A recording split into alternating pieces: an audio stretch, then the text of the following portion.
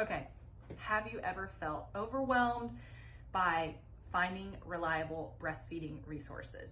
You're currently pregnant or you recently had a baby and you are out there searching for breastfeeding resources, and there's so much information that you have no idea who to trust, who's reliable. So today I'm gonna break down kind of my tier of like, okay, these are the people that I really trust, that are really reliable. These people you could use us as a support system, and then these people you need to take what they say with a grain of salt and don't go any further. I'm gonna break that down for you right now. Okay, so let's start with the most unreliable resource for you is going to be influencer blogs, influencer social media, anyone that does not have the IBCLC certification or is not at least a certified lactation consultant. So certified lactation counselor is somebody who could be a mom mentor. Maybe they've fed their own baby. They went and they took a course. They got some extra training and now they've passed the test so they can be a counselor. That's a CLC. An IBCLC is somebody who is an internationally board certified lactation consultant. They have taken college level sciences. They might be a registered nurse. They could be a speech language pathologist, an occupational therapist. They could be a dietitian. They could be a pediatrician. They could be a nurse practitioner. They could be so many different things. But the point is they have that core health sciences background.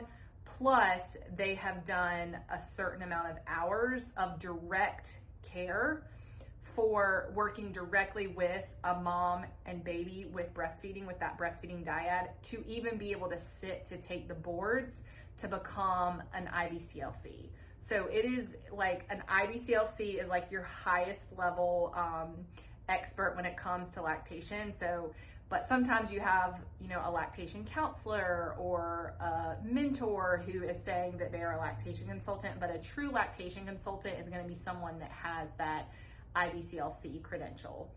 So when you are looking at posts on Instagram, YouTube, Facebook, Twitter, TikTok, all these platforms, reading blogs, if they do not have an IBCLC credential behind their name, then it should cause you to pause and question the information that they're sharing. I'm not saying that they're wrong, because they may be sharing evidence-based information, but you at least have to pause and make sure that you're approaching it with a questioning mindset. I especially get triggered when I see brands like breastfeeding or lactation brands who are trying to sell you something. They're trying to sell you a product or something to eat or a supplement or a drink or, this new gadget that's supposed to help with XYZ with breastfeeding. And the content that they're putting out is not created or backed by an IBCLC. So a lot of brands are realizing that they actually need to utilize the expertise and knowledge of an IBCLC, and they are taking the time to use those creators who are also IBCLCs to create the content for their brand.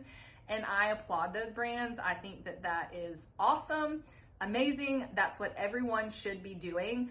But I still see a lot of information being put out by brands that are selling products to this population, and the information that they're putting out is just not accurate. So anytime you see a brand selling something, if it is not on social media, if it's not in collaboration with an IBCLC, it may not be reliable. So you have to question that.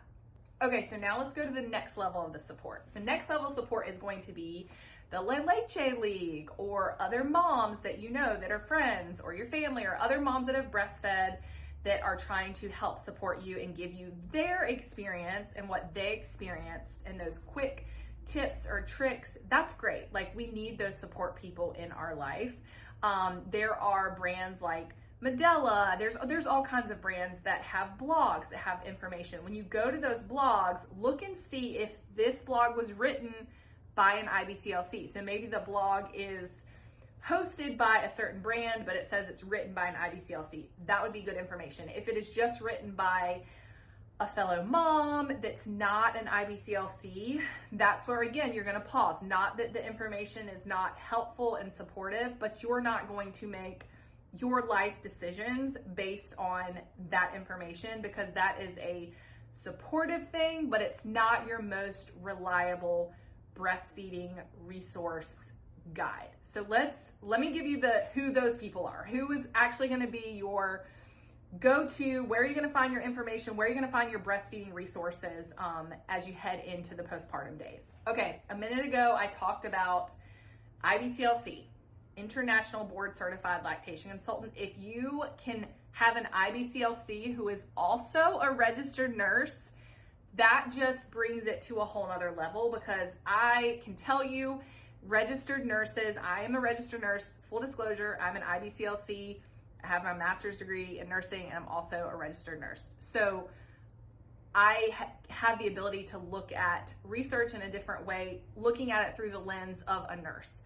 A registered nurse who is also an IBCLC is going to be looking at more than someone who is just an IBCLC, because we are using our nursing brain in conjunction with our IBCLC brain. So if you're dealing with, there's just a lot that goes into breastfeeding and feeding. So if it's possible, there are many, many great IBCLCs out there. And I'm not saying not to work with an IBCLC who is not a nurse, but if you can find someone that has that combo, I'm telling you that's gold. It really is gold. So during pregnancy, if you can find some books written by an IBCLC, I have a book called Babies Made Simple, The Modern Mom's Roadmap to Navigating the Overwhelming Baby Stage. It's your guidebook to birth, breastfeeding, and baby sleep.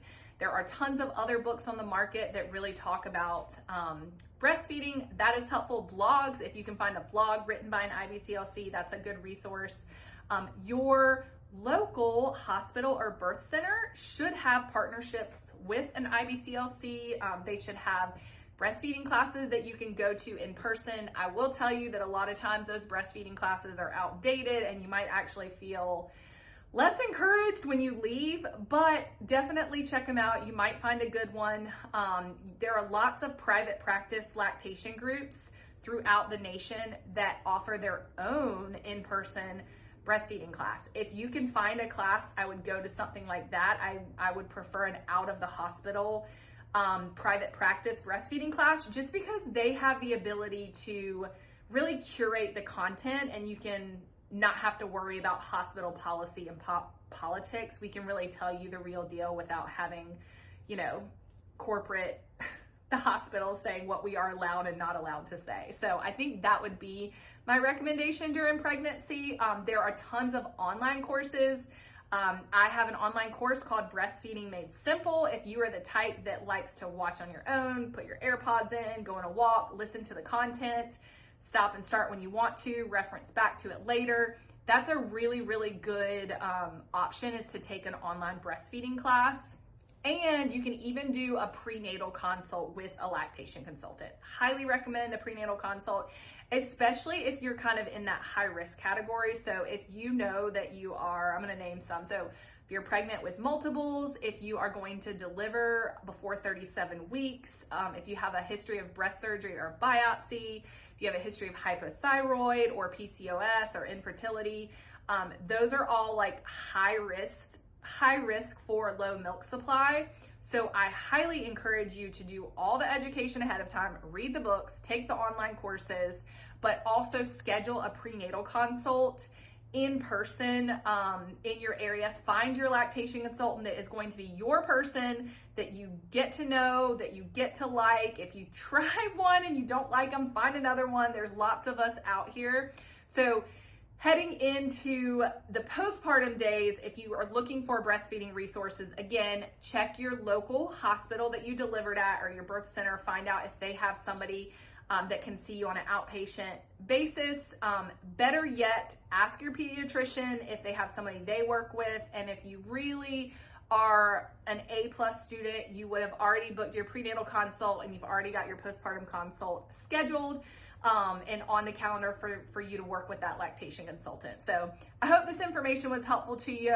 Leave your questions in the comments. I might have forgotten some, like if you know of some other breastfeeding resources that I totally forgot about, drop them in the comments and let me know what they are so everyone else can check it out.